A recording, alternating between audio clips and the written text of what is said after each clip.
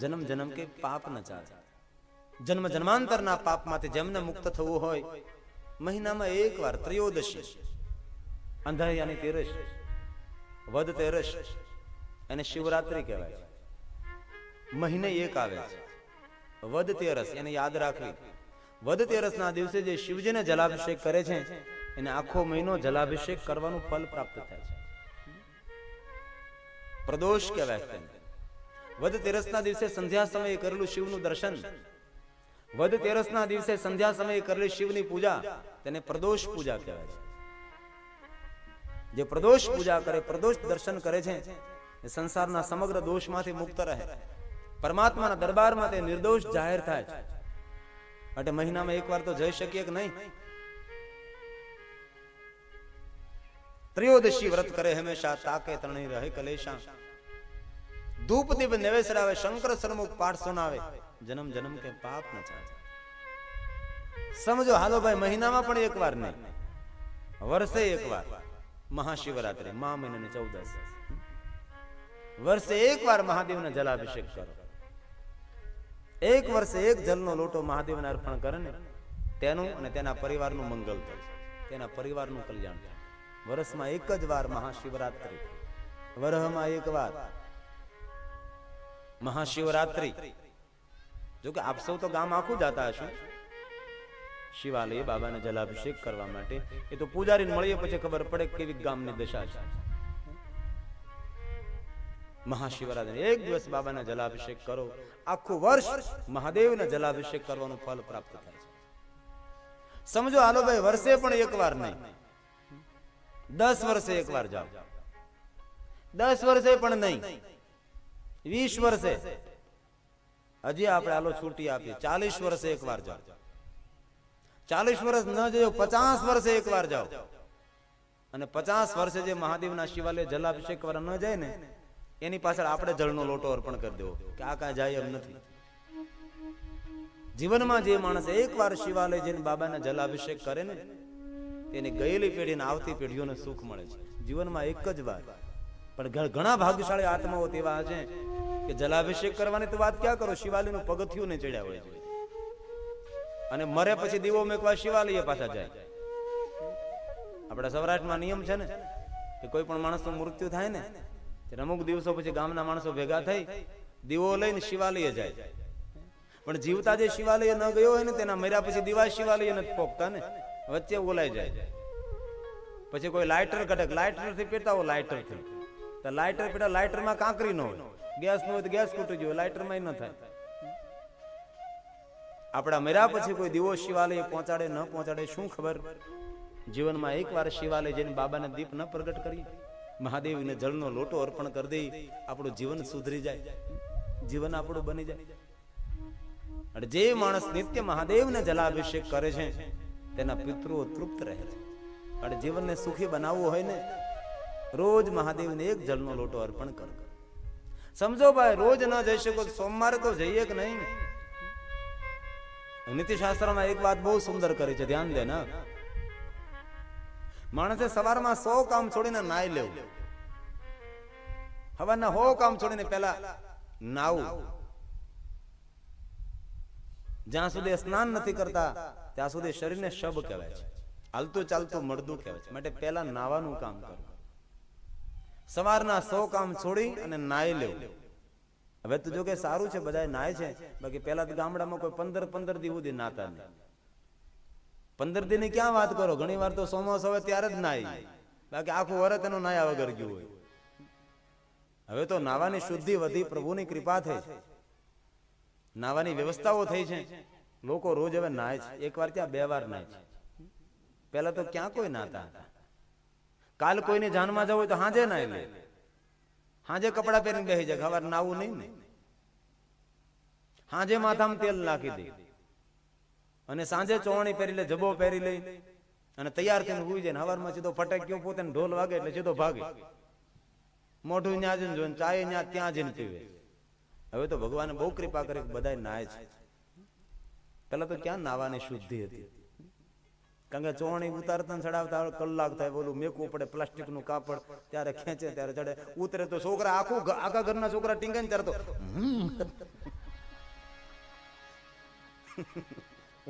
એવી દશા. હવે તો પ્રભુએ બહુ કૃપા કરી છે કે આપણે નાવાની વ્યવસ્થા થઈ, કેટલા સુંદર બાથરૂમો થયા. પેલા ક્યાં નાવાની વ્યવસ્થા જ નહીં હતી, 2 શીપરા મેકેલા હોય ફળિયામાં, 2 પથરા હોય, ડોલ ભરીને ત્યાં બેહવાનું હોય, હાબૂત હોય ને ઠીકરું ઘવાનું હોય. નાવાની ક્યાં વ્યવસ્થા હતી? એમાં ખુલ્લું હોય તો ખાટલા 2 આડા મૂકી દઈને વચ્ચે બે નાઈ લઈ. આવી ના હોય તો કેટલું ભગવાને કૃપા કરી છે, સુંદર બાથરૂમો બન્યા છે. માટે 100 કામ છોડીને માણસ આ ઘટનાઓ બધી નજરે જોયેલી હોય, કારણ કે આપણો ઉછેર ગામડામાં થયો હોય ને છોકરા ખેંચ ખેંચ, બાબા કે હે હોય. આપણા ગામડા આવું બધું આપણે જોયું હોય નજર. માટે 100 કામ છોડીને નાઈ લેવું અને 1000 કામ છોડીને ખાઈ લેવું. એમાં તો કેવું જ નથી પડતું, ઉઠીને સીધા શિરાવી લે છે. આ શિરાવું શબ્દ આપણો સૌરાષ્ટ્રનો છે, શિરાવું. બીજાને કે શિરાવું તો શિરડાવું જ. શિરાવું સવારમાં જે આપણે ભોજન કરીને નાસ્તો કરીને તેને શિરાવું એમ કહીએ ને આપણે. 100 કામ છોડીને નાઈ લેવું, 1000 કામ છોડીને ખાઈ લેવું. પણ દુનિયાના કરોડો કામ છોડી અને ભગવાનનું ભજન કરી દેવું.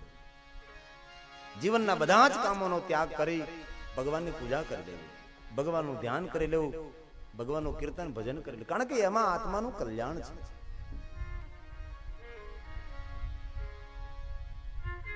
સૂત કહે છે, હે મહાત્માઓ, પિતૃને તૃપ્ત કરવા માટેના આ બધા જ માર્ગો છે. જેને પિતૃનું પ્રેતનું શરીર મળે છે, પોતાની જાતે પાણી પી શકતો નથી, તેને ભટકવું પડે છે.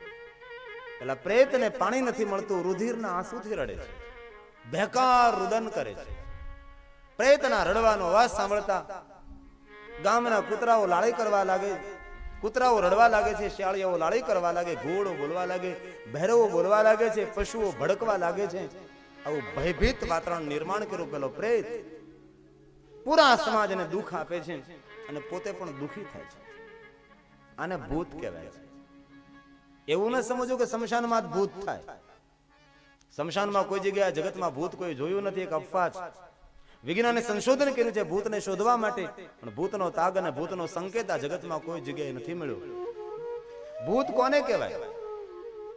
સમાજને દુઃખ આપવાનું કામ કરે તેને ભૂત કહેવાય છે.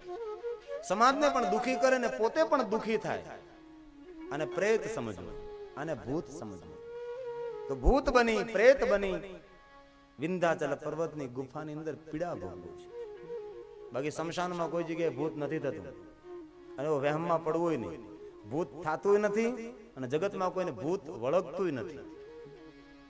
જે ઘર કથા નહીં, કીર્તન નહીં, સંત નહીં મિજબાન, તે ઘરે જમણા ડેરા દીએ, સાંજ પડે શમશાન. મરદાને બાળવા જાય ને એને શમશાન નથી કહેવાતું, તેને તો અગ્નિ સંસ્કાર ધામ કહેવાય છે, તેને શિવ ધામ કહેવાય છે, મોક્ષ ધામ કહેવાય છે. શમશાન કોને કહેવાય? જેના આંગણે પ્રભુની કથા ન થાય, જેના આંગણે કોઈ સંત સાધુ આંગણે કોઈ મહેમાન ન હોય, જેના આંગણે પરમાત્માના કીર્તનો ન થાય, પ્રભુની ભક્તિ ન થાય, એને શમશાન કહ્યું. જે ઘર કથા નહીં, કીર્તન નહીં, સંત નહીં મિજબાન, તે ઘરે જમડા ડેરા, સાંજ પડે શમશાન, તેને શમશાન કહ્યું. બાકી શમશાનમાં ભૂત થાય છે એવા વહેમમાં ન પડવું. એ ભૂતની દુનિયા હવે ગઈ, હવે ડાકલાની દુનિયા ગઈ, હવે ભુવાઓની દુનિયા પૂરી થઈ છે. હવે સમાજે બહાર નીકળવાની જરૂર છે. શરીરનો રોગ હોય તો ડોક્ટર પાસે જવાય, ને માનસિક રોગ હોય તો તેને પ્રસન્ન રખાય. ઘણા માણસોને માનસિક રોગ હોય અને ગામડાના માણસો કે આને તો વળગાડ છે, અને વળગાડ કરીને પછી ડાકલા વગાડવામાં આવે ને ભૂવો ધૂણે અને પેલીના વાળ પકડીને મારે. ગામડાની અંદર આવા દ્રશ્યો આપણે જોયા છે. અને ડાકણ વળગી ડાકણ વાળ પકડીને મારે. પેલીને કોઈ માનસિક બીમારી છે, માનસિક આઘાત છે, કોઈ વળગાડ નથી. દોરા ધાગાથી દૂર રહેવાની જરૂર છે, પીછી ફેરવવાથી દૂર રહેવાની જરૂર છે. હાઈટેક યુગ આવી રહ્યો છે, કોમ્પ્યુટરની દુનિયા આવી રહી છે, સમાજ ધીમે ધીમે પ્રગતિ કરી રહ્યો છે. હવે ભૂવા ભરાડામાંથી દૂર જવાની જરૂર છે. હવે દાણાની છપટી લેવાની જરૂર નથી, કોઈ ગરીબના કુવામાં દાણાની છપટી આપવાની જરૂર છે. હવે ભુવા પાસે જોડાવા જવાની જરૂર નથી, કોઈના ઘરની અંદર જઈને જોવાની જરૂર છે, ભાઈ તારા ઘરમાં કઈ તકલીફ તો નથી ને. આ સમાજની અંદર અમુક માણસોએ આ સમાજને બહુ નુકસાન કર્યું છે. અહીંયા સુંચલા વિધવા બની છે. જ્યાં સુધી યુવાની હતી ત્યાં સુધી પાપ કર્મ કરતી રહી, પણ સુંચલાને યુવાની પૂરી થઈ. કોઈ પોતાના પરિચયમાં આવતું નથી, ધન આવતું નથી, ભૂખ અને તરસથી પીડાવા લાગી, ગામની અંદર ભટકવા લાગી. ગામના માણસો અપમાનિત કરે છે, ધક્કા મારી મારીને બહાર કાઢે છે. સુંચલાને વૃદ્ધ અવસ્થા દુઃખદાયક બની છે. શું કરું, ક્યાં જાવ? એ વૃદ્ધ સંચોલા, એ વિધવા સંચોલા, એ પાપી સંચોલા પોતાનો બાષ્કલ નામનું ગામ છોડીને જવા લાગે છે. કોઈ લક્ષ્ય નથી ક્યાં જાવ. ધીમે ધીમે ચાલતી ચાલતી જાય છે. આંખ ઉપર હાથ રાખી નેજો કરીને જોવે છે, કોઈ ગામ દેખાય છે, કોઈ ગામમાં જાવ, મને ખાવા પીવાનું મળે. દૂર નજર કરી ધજા ફરકે છે, સામે ધજા છે ત્યાં જાવ. ધજાને આધારે આધારે સંચોલા ત્યાં ગઈ છે. અને જ્યાં ધજા હોય ને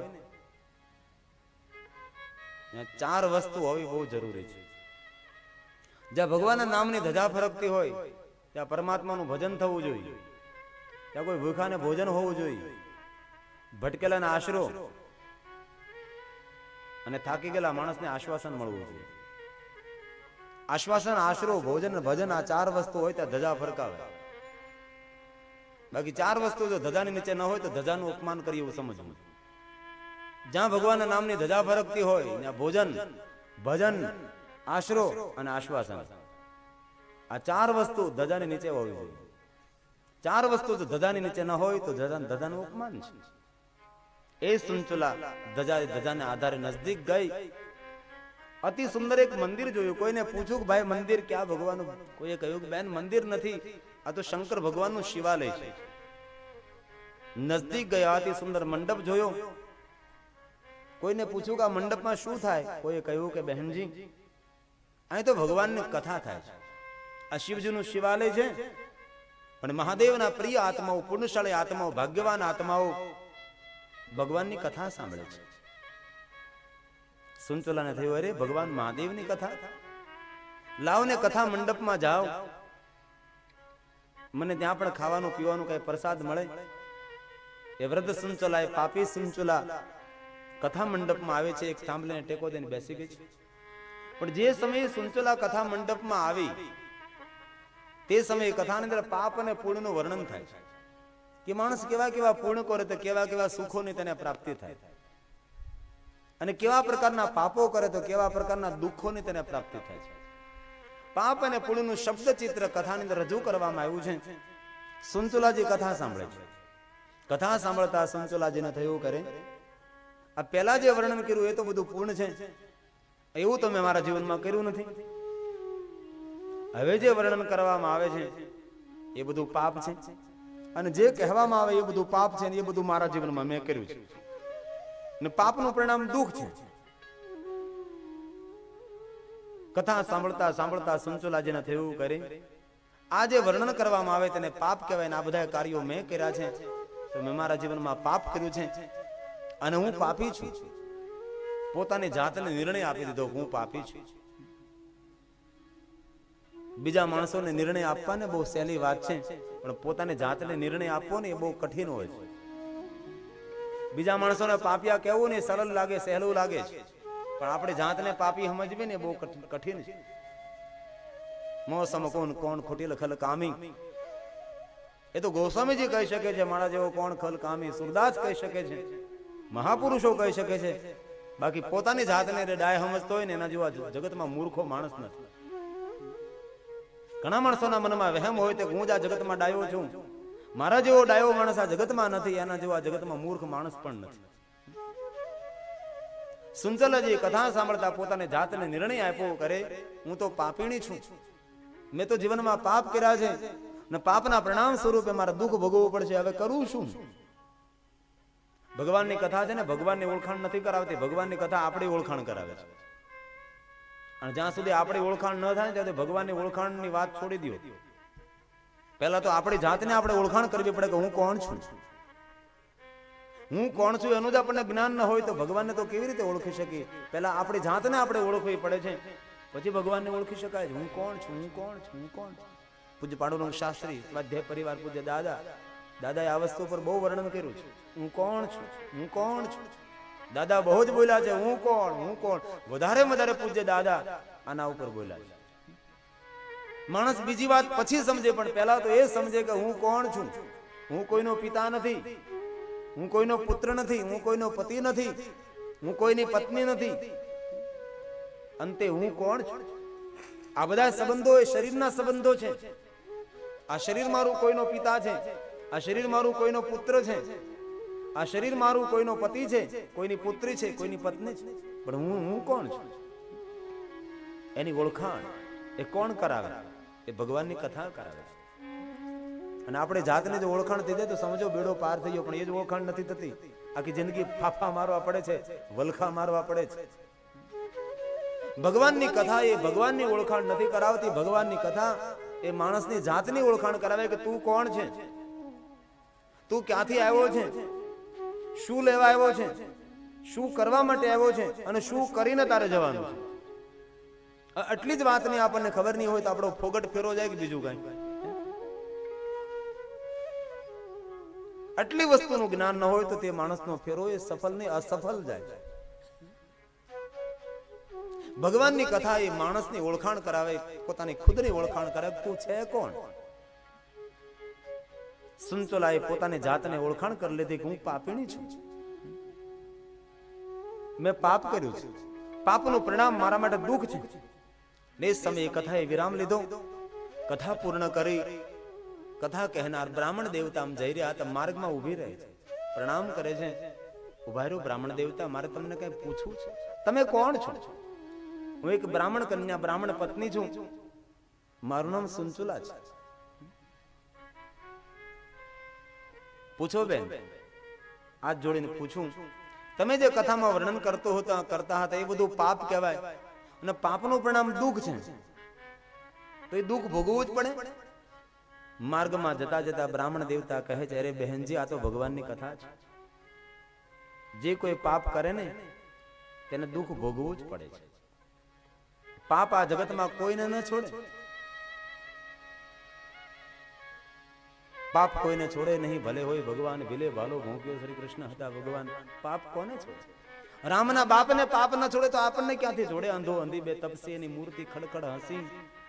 રામના પિતાને જો પાપ પીછો ન છોડે, પરમાત્માને ન છોડે તો આપણે તો બહેનજી સત્ય છે. એ તો કથામાં જે આવ્યું એ તમને કહ્યું. માટે જે પાપ કરે તેને દુઃખ ભોગવવા જ પડે, તેને સજાઓ ભોગવી જ પડે, તેને વેદના અને પીડાઓ ભોગવી જ પડે. બેન સત્ય છે. હાથ જોડીને કહે સુંચલાજી, અરે બ્રાહ્મણ દેવતા, તમે જે કથામાં વર્ણન કર્યું ને એવા પાપ તો મારા માટે સામાન્ય પાપ છે. પણ તમે તમારી મર્યાદા છોડી શક્યા નથી, અને જે પાપનું તમે વર્ણન નથી કર્યું એવા પાપો તો મેં કર્યા છે. જે પાપનું વર્ણન હું પણ ન કરી શકું એવા પાપો મેં કર્યા છે. હું દુઃખી થઈ ગઈ. હવે મોટા મોટા પાપોનું પરિણામ દુઃખ હું કેવી રીતે ભોગવી શકીશ? પોતાના પાપને જોર જોરથી બોલવા લાગી છે. સુંચલાજી રડવા લાગી છે. સુંચલાજીને રડતા જોઈને બ્રાહ્મણ દેવતાએ કહ્યું, બહેનજી, આપ ધન્ય છો. તમારે તમારા પાપનું દુઃખ નહીં ભોગવવું પડે. કેમ? બહેનજી, પાપનો પુકાર અને પાપનો પસ્તાવો એ જ પાપની મુક્તિ છે, એ પાપનું પ્રાયશ્ચિત છે. પશ્ચાતાપ પાપ પ્રતામ પાપાનામ નિષ્કૃતિ પરા. કોઈ પણ માણસથી પાપ થયું અને પાપનો પુકાર અથવા પાપનો પસ્તાવો એ પાપની મુક્તિ છે. સર્વ પાપ વિશોધનમ. સમગ્ર પ્રકારના પાપોમાંથી તેને મુક્તિ મળે છે, પાપનો પુકાર કરવાથી, પાપનો પસ્તાવો કરવાથી. પણ કલિયુગમાં પાપનો પુકાર નહીં કરવો. કલિયુગમાં પાપનો પુકાર કરવામાં આવે તો સમાજ આપણને જીવવા ન દે. એટલે કલિયુગમાં પાપનો પુકાર કરવાની પ્રધાનતા નથી. કલિયુગમાં પાપનો પસ્તાવો કરો. જે પાપનો પસ્તાવો કર્યા પછી એ પાપ ફરીવાર નહીં કરો તેનો દ્રઢ સંકલ્પ કરવો, તો પાપમાંથી મુક્તિ મળે છે. શી ફિકર છે પાપની? પાપને ધોવા બધી જ ગંગા વહે છે આપની. આ પસ્તાવો વિપુલ જણનું સ્વર્ગમાંથી ઉતર્યું, પાપી જેવા ડૂબકી દેને પુણ્યશાળી બને કવિ કલાપી. શાસ્ત્રોમાં એ જ વાત કરી છે, પશ્ચાતાપે નૈવ શુદ્ધિ. પશ્ચાતાપ વગર, પસ્તાવો કર્યા વગર પાપમાંથી શુદ્ધિ મળતી જ નથી. પસ્તાવો કરવાથી જ પાપમાંથી મુક્તિ મળે છે. માર્ગમાં જતા જતા બ્રાહ્મણ દેવતા સુંચલાજીને કહે છે, તમે ધન્ય છો. તમારા પાપમાંથી તમને મુક્તિ મળી છે, તમારા પાપમાંથી તમને છુટકારો મળ્યો છે. મને કોઈ માર્ગ દેખાડો, હવે હું શું કરું? માર્ગમાં જતા જતા બ્રાહ્મણ દેવતા સંતોલાને માર્ગ દેખાડે છે, બહેનજી તમે તો વ્રત થયા, તમારાથી હવે તો વધારે શું થશે, પણ થોડીક વાતો મારી યાદ રાખો, તમારું કલ્યાણ થશે. બહેનજી જીવન આખું તો તમે પાપ કર્યું છે, કોઈ સત્કર્મ નથી કર્યું. તમારા પાપનો તમે પુકાર કર્યો, તમારા પાપનો તમને પસ્તાવો થઈ રહ્યો, તમને તમારા પાપમાંથી મુક્તિ મળી રહી છે. પણ બહેનજી જો હવે તમારું કલ્યાણ તમારે કરવું હોય તો પ્રાતકાલે ઉઠી સ્નાન કરી અને ભગવાન શિવજીનું જ્યાં શિવાલય હોય ને ત્યાં મહાદેવનું દર્શન કરવા માટે જાઓ, તમારું કલ્યાણ થશે. ભાલમાં ભસ્મની બિંદી કરો, તમારું અમંગલ નહીં થાય. ગળામાં રુદ્રાક્ષ પહેરો, તમારું મંગલ થશે. અરમ રુદ્ર રોગનાશાય ધનવંતી રુદ્ર. હાલતા ચાલતા બેસતા ઉઠતા ખાતા પીતા ઊંઘતા જાગતા ઓમ નમઃ શિવાય મંત્રનો જાપ કરો, તમારું કલ્યાણ થશે. બહેનજી સાંભળો, આ મંત્ર કોઈ સામાન્ય મંત્ર નથી. આ મંત્ર આદિ મંત્ર છે, મૂળ મંત્ર છે, મહામંત્ર, સર્વશ્રેષ્ઠ મંત્ર છે. બહેનજી સાક્ષાત ભગવાન મહાદેવનું વાંગમય સ્વરૂપ એ છે ઓમ નમઃ શિવાય મંત્ર. બહેનજી જે કોઈ માણસના મુખમાંથી ઓમ નમઃ શિવાય મંત્ર બહાર નીકળતો હોય અને તે સમયે તેના મુખનું દર્શન કરવામાં આવે તો ગૌમુખમાં સ્નાન કરવાનું પુણ્ય મળે છે. માટે એવું નહીં સમજતા કે આ મંત્ર સામાન્ય મંત્ર છે. આદિ મંત્ર છે, મૂળ મંત્ર છે, મહામંત્ર છે, સર્વશ્રેષ્ઠ મંત્ર, સર્વોપરી મંત્ર છે, સમગ્ર મંત્રોનો પિતા છે. આ જગતમાં ઓમ નમઃ શિવાયથી કોઈ મોટો મંત્ર નથી અને મહાદેવથી કોઈ મોટો દેવ નથી. સમગ્ર દેવતાઓનો પિતા મહાદેવ છે અને સમગ્ર મંત્રોનો પિતા એ ઓમ નમઃ શિવાય. અને શિવ મહાપુરાણમાં કહ્યું છે કે કોઈ પણ માણસ મહાદેવને સામાન્ય દેવ સમજે એ નરકનો ભાગી થાય. કોઈ પણ ધર્મ કે સંપ્રદાયમાં સંકળાયેલો, પકડાયેલો, પુરાયેલો હોય, ભટકેલો હોય, લટકેલો હોય, પણ જે માણસ મહાદેવને સામાન્ય દેવ સમજે તે નરકનો ભાગી થાય. જે માણસ ઓમ નમઃ શિવાય મંત્રને સામાન્ય મંત્ર સમજે તે પણ નરકનો ભાગી થાય છે. ઓમ નમઃ શિવાય મંત્ર કોઈ સામાન્ય મંત્ર નથી. આદિ મંત્ર છે, મૂળ મંત્ર છે, મહામંત્ર છે, સર્વોપરી મંત્ર, સર્વશ્રેષ્ઠ મંત્ર છે, આદિ મંત્ર છે. ભગવાન મહાદેવનું સાક્ષાત વાંગમય સ્વરૂપ એ છે ઓમ નમઃ શિવાય મંત્ર. માટે માનવે પોતાનું કલ્યાણ કરવું તો હાલતા ચાલતા બેસતા ઉઠતા ખાતા પીતા ઊંઘતા જાગતા વધારે વધારે ઓમ નમઃ શિવાય મંત્રનો જાપ કરો. જે માણસના મુખમાંથી ઓમ નમઃ શિવાય મંત્ર બહાર નીકળે છે એ સમયે એના મુખનું દર્શન કરવામાં આવે તો ગંગામાં સ્નાન કરવાનું પુણ્ય પ્રાપ્ત થાય. એ છે ઓમ નમઃ શિવાય મંત્ર. કોઈ પણ માણસ આ જગતના બધા જ દેવી દેવતાઓના મંત્રોના જાપ ન કરી શકે, પણ ઓમ નમઃ શિવાય મંત્રનો જાપ કરે તે માનવને સમગ્ર ભવના દેવી દેવતાઓના મંત્રોના જાપ કરવાનું પુણ્ય પ્રાપ્ત થઈ જાય છે. તેને અલગ અલગ દેવી દેવતાઓના મંત્રોના જાપ કરવાની જરૂર, મંત્રોનો મહિમા છે, પણ અંતે સભી મંત્રો ઓમ નમઃ શિવાય મંત્રને સમાયેલા છે. સમગ્ર ભુવનના દેવી દેવતાઓના મંત્રોના જાપ આપણે ન કરી શકીએ, પણ સમગ્ર ભુવનના દેવી દેવતાઓના મંત્રોનો જાપ કરવાનું ફલ પ્રાપ્ત કરવું હોય તે માણસે ઓમ નમઃ શિવાય મંત્રનો જાપ કરવો.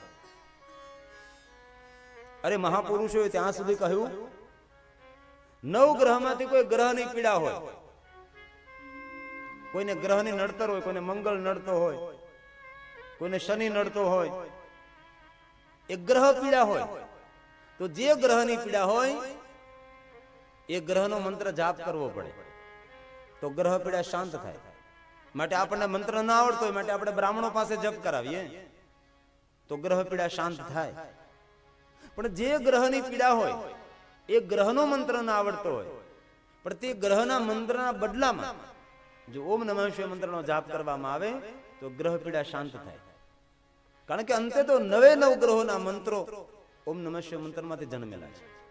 9 ગ્રહોના મંત્રો પણ ઓમ નમઃ શિવાય મંત્રની અંદર સમાયેલા છે. સમગ્ર ભુવનના દેવી દેવતાઓના મંત્રો ઓમ નમઃ શિવાય મંત્રમાં સમાયેલા છે. પણ જે માણસ ઓમ નમઃ શિવાય મંત્રના જાપ કરે છે તેને દુનિયાના કોઈ પણ અલગ અલગ દેવી દેવતાઓના મંત્રોના જાપ કરવાની જરૂર નથી રહેતી.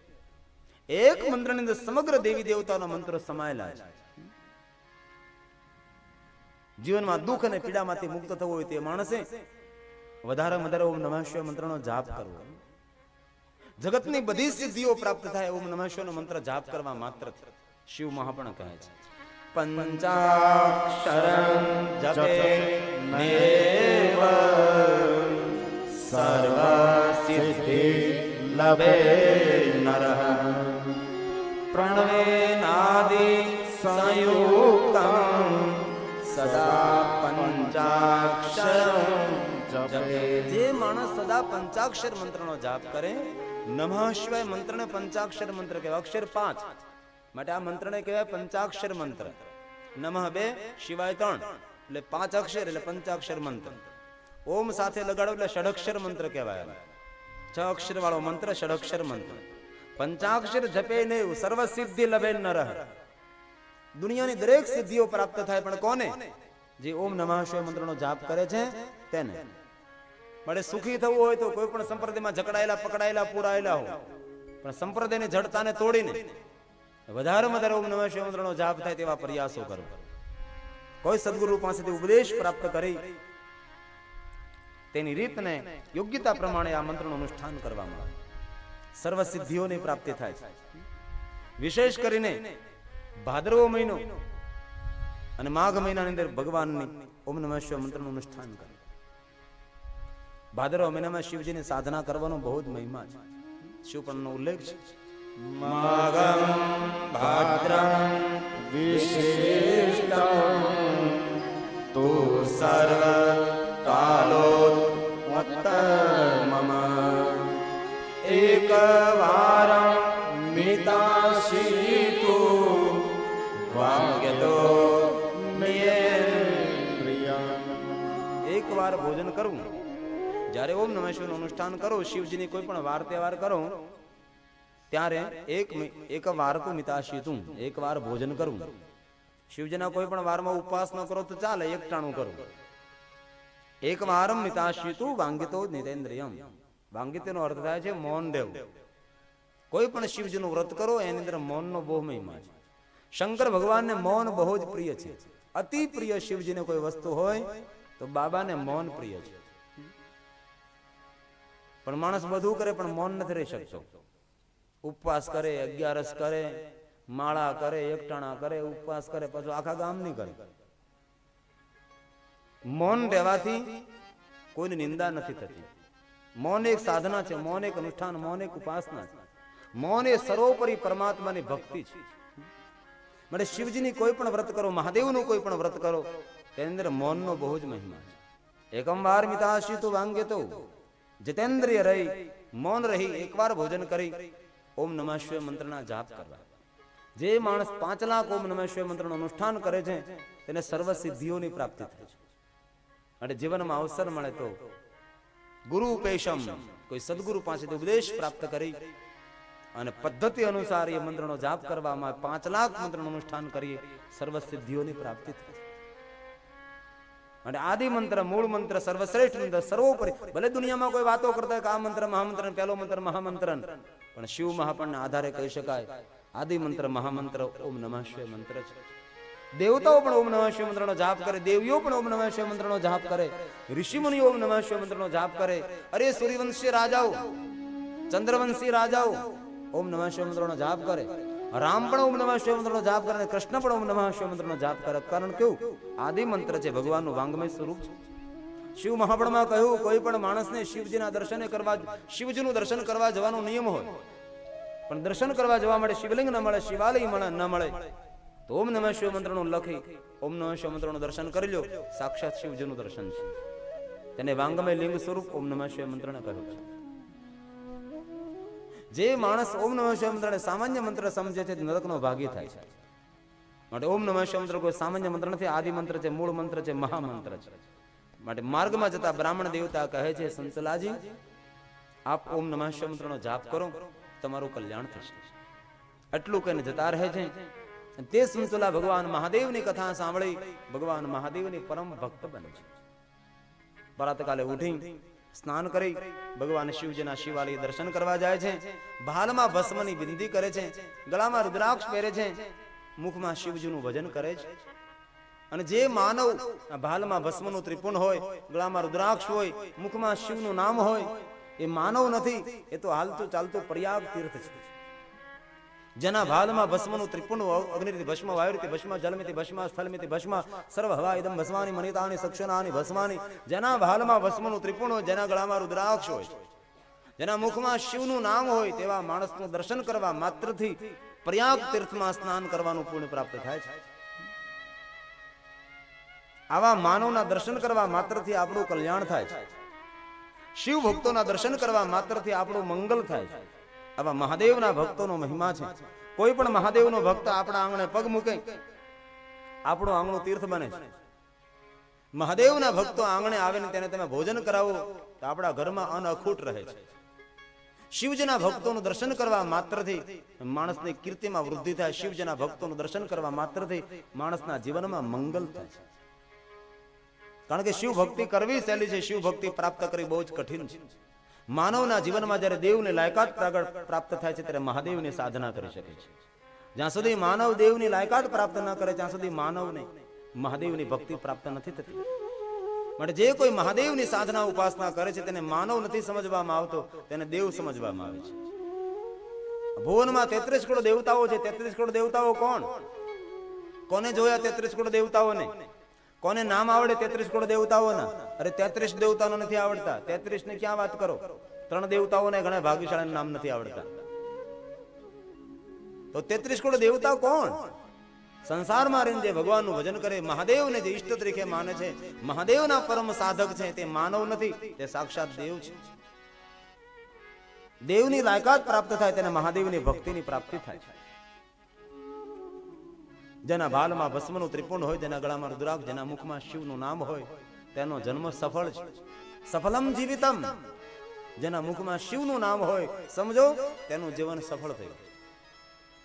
સુંચુલાજી બ્રાહ્મણ દેવતા પાસેથી બોધ પ્રાપ્ત કરીને મહાદેવની પરમ ભક્ત બને છે. દિવસ અને રાત્રે એક કરી શિવજીની સાધના ઉપાસના ભક્તિ કરવા લાગે છે. મહાદેવની ભક્તિ ઉપાસના સાધના કરી છે. સુંચુલા શિવજીની ભક્તિ કરતા કરતા સુંચુલાજીનો અંત સમય છેલ્લી અવસ્થા આવી ગઈ. મહાદેવની ભક્તિ કરતા સુંચુલાજી ભગવાન શિવને પ્રાર્થના કરે, પ્રભુ જીવન આખું તો પાપ મેં કર્યું, પણ પરમાત્મા મેં તારી કથા સાંભળી, મને તારી ભક્તિ મળી પ્રભુ, અને જેવી મને આવડે તેવી તારી ભક્તિ મેં કરી પરમાત્મા. એમાં કોઈ ક્ષત્રિય ગયું મતિ અનુસાર પરમાત્મા મેં તારી ભક્તિ કરી, મારું કલ્યાણ કરજો. સુંચુલાજી અંત સમય ભગવાન શિવને પ્રાર્થના કરે છે, દેવ દેવ મહાદેવ શરણાગત વત્સલ દિન બંધો સવ નિશાનો ભક્ત રક્ષા કરહ. સુંચુલાજી કહે છે, મહાદેવ અનેક ભક્તોને તે રક્ષા કરી છે, એમ મહાદેવ મારી તું પણ રક્ષા કરજે. હે પરમાત્મા, મને ખબર નથી તારું અર્ચન પૂજન શું કહેવાય, પણ તારી કથા સાંભળી મને તારી ભક્તિ મળી છે. પ્રભુ મારું મંગલ કરજે, પ્રભુ મારું સુખ અને શુભ કરજે. અંત સમયે સુંચુલાજી ભગવાનને પ્રાર્થના કરે, પ્રભુ બીજું તો કાંઈ તારી પાસે માગતી નથી, પણ પ્રભુ મને તારી ભક્તિ આપજે. અને ભક્તો ભગવાન પાસે શું આ માગે? આજ માગે ભગવાન પાસે જે સંસારનો વૈભવ માગે છે તેને ભક્ત ન કહેવાય.